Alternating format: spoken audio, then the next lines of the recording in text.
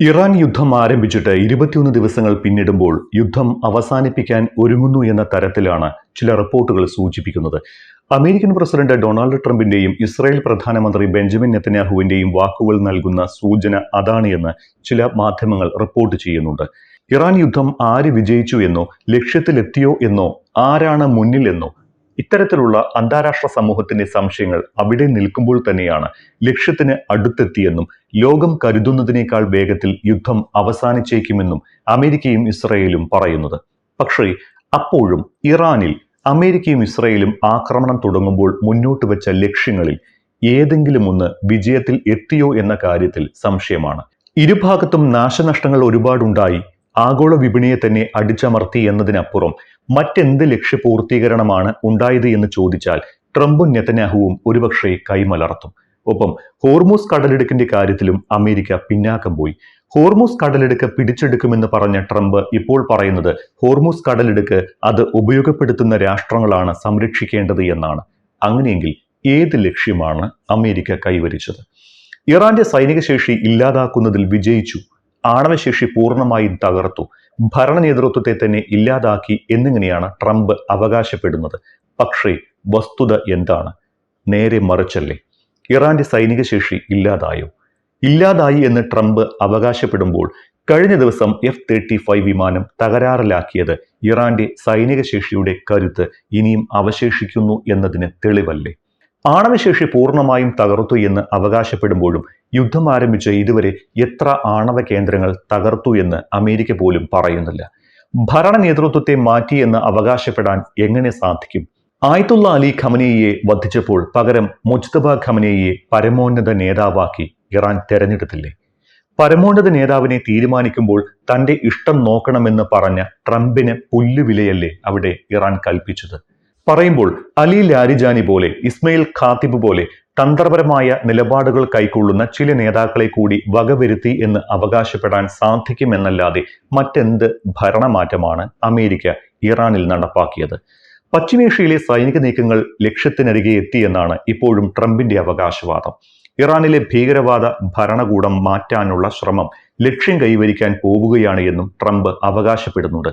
ആ അർത്ഥത്തിൽ യുദ്ധം അവസാനിപ്പിക്കാൻ പോകുകയാണ് എന്നും, പക്ഷേ ഇറാനുമായി വെടിനിർത്തൽ കരാറിൽ എത്താനുള്ള സാധ്യതയില്ല എന്നും ട്രംപ് പറയുന്നുണ്ട്. എതിരാളിയെ പൂർണ്ണമായും ഇല്ലാതാക്കുമ്പോൾ വെടിനിർത്തലിന് എന്ത് സാധ്യത എന്നാണ് ട്രംപ് ചോദിക്കുന്നത്.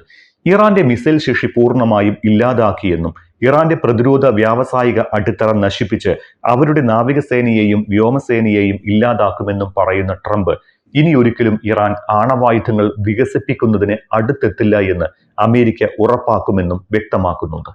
സമാനമായ അവകാശവാദമാണ് ഇസ്രയേലും മുന്നോട്ട് വയ്ക്കുന്നത്. ഇറാൻ പരിപൂർണമായി നശിപ്പിക്കപ്പെടുന്നു എന്നാണ് പ്രധാനമന്ത്രി ബെഞ്ചമിൻ നെതന്യാഹു അവകാശപ്പെടുന്നത്. ഇറാന് ഇനി യുറേനിയം സമ്പുഷ്ടീകരണമോ ബാലിസ്റ്റിക് മിസൈൽ നിർമ്മാണമോ സാധ്യമല്ല എന്നും നെതന്യാഹു പറയുന്നുണ്ട്. ഇറാന്റെ മിസൈൽ ഡ്രോൺ നിർമ്മാണശാലകൾ വലിയ തോതിൽ നശിപ്പിക്കപ്പെട്ടതായും അവ പുനർനിർമ്മിക്കാനുള്ള ശേഷി ഇറാന് നഷ്ടപ്പെട്ടുവെന്നും നെതന്യാഹു പറയുന്നു. ആണവായുധങ്ങൾ നിർമ്മിക്കാൻ ആവശ്യമായ ഘടകങ്ങൾ ഉൽപ്പാദിപ്പിക്കുന്ന ഫാക്ടറികൾ തന്നെ നശിപ്പിക്കപ്പെട്ടതിലൂടെ തങ്ങൾ ലക്ഷ്യം പൂർത്തിയാക്കി വിജയത്തിന് അടുത്തെത്തിയെന്നും ഇറാൻ നാശത്തിന്റെ വക്കിലാണ് എന്നുമാണ് നെതന്യാഹു അവകാശപ്പെട്ടിരിക്കുന്നത്. ആളുകൾ കരുതുന്നതിലും വേഗത്തിൽ യുദ്ധം അവസാനിക്കുമെന്നാണ് നെതന്യാഹു പറഞ്ഞിരിക്കുന്നത്. ഇറാന്റെ യുറേനിയം സമ്പുഷ്ടീകരണ ശേഷി ഇറാന് നഷ്ടപ്പെട്ടുവെന്ന് ഇസ്രായേലും US-ഉം അവകാശപ്പെടുമ്പോഴും അതിന് തെളിവുകളൊന്നും ഇരു കൂട്ടരും ഇതുവരെ പുറത്തുവിട്ടിട്ടില്ല. ഇതുവരെ എത്ര ആണവ കേന്ദ്രങ്ങൾ തകർക്കപ്പെട്ടു എന്ന് ഒരു അന്താരാഷ്ട്ര മാധ്യമം പോലും റിപ്പോർട്ട് ചെയ്തിട്ടുമില്ല. ഇറാന്റെ മിസൈൽ ശേഷി ഇല്ലാതാക്കിയെന്ന് പക്ഷേ അവർ അവകാശപ്പെടുന്നു. ഇറാൻ സമ്പൂർണ്ണമായി തകർക്കപ്പെട്ടു എന്ന് അവകാശപ്പെടുമ്പോഴും ഇസ്രയേലോ അമേരിക്കയോ ഒരു തവണ പോലും ഇറാനുമായി കരയുദ്ധത്തിൽ ഏർപ്പെട്ടിട്ടില്ല എന്നതും ശ്രദ്ധേയമാണ്. അതിന് തയ്യാറാകുന്നു എന്ന വാർത്തകൾ ഒഴിച്ചു നിർത്തിയാൽ ഒരുപക്ഷെ കരയുദ്ധത്തിൽ ഇറാനെ പരാജയപ്പെടുത്താൻ സാധിക്കില്ല എന്ന നിഗമനമാകാം അത്തരമൊരു സാഹസത്തിന് അമേരിക്കയെയും ഇസ്രയേലിനെയും പ്രേരിപ്പിക്കാത്തത്. ഇറാന്റെ ഭരണ നേതൃത്വത്തിൽ വലിയ തർക്കങ്ങളും വിള്ളലുകളും ദൃശ്യമാണ് എന്നാണ് ഇസ്രയേൽ അവകാശപ്പെടുന്നത്. ഭരണ നേതൃത്വം അപ്പാടെ മാറ്റി തങ്ങൾക്ക് അനുകൂലമായ ഭരണകൂടം സ്ഥാപിക്കുമെന്ന് അവകാശപ്പെട്ടിരുന്നവരാണ് ഇപ്പോൾ അവരുടെ ഭരണ നേതൃത്വത്തിൽ വിള്ളലാണ് എന്നും ഇപ്പോൾ ആരാണ് അവിടെ ഭരണം നടത്തുന്നത് എന്ന് ഉറപ്പില്ല എന്നും പരിഹസിക്കുന്നത്. ഇതുവരെ കരയുദ്ധത്തിലേക്ക് ഇസ്രയേലോ അമേരിക്കയോ കടന്നില്ല എങ്കിലും ഭാവിയിൽ കരയുദ്ധത്തിനുള്ള സാധ്യത നെതന്യാഹു തള്ളിക്കളഞ്ഞിട്ടുമില്ല.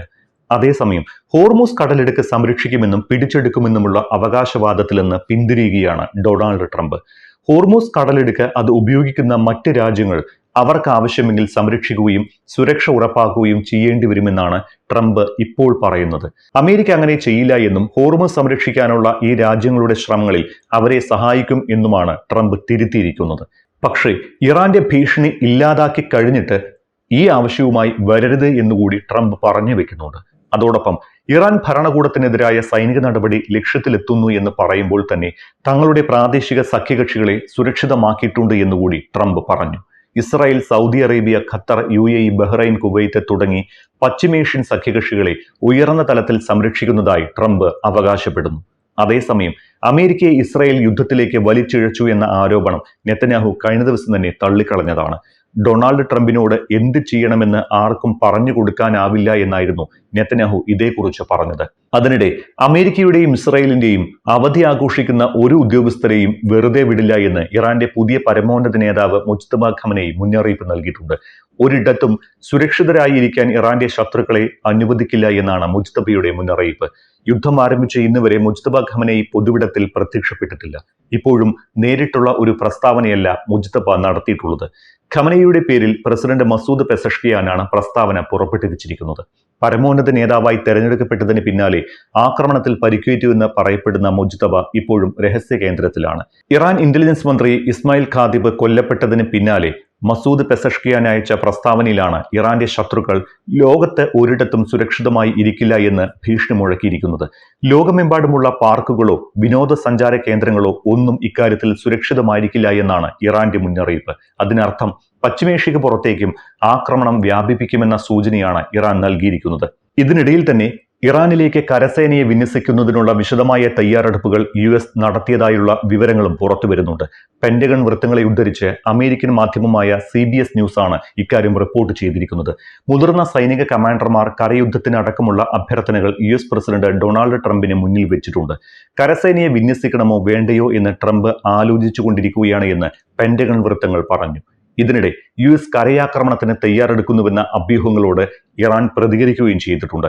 കരയാക്രമണം നടത്തുകയാണെങ്കിൽ അമേരിക്കൻ പ്രസിഡന്റ് ഡൊണാൾഡ് ട്രംപിന് ഇറാൻ വലിയൊരു സർപ്രൈസ് നൽകുമെന്ന് ഒരു ഇറാനിയൻ സൈനിക ഉദ്യോഗസ്ഥൻ പറഞ്ഞതായി ഇറാനിയൻ വാർത്താ ഏജൻസികൾ റിപ്പോർട്ട് ചെയ്തിട്ടുണ്ട്.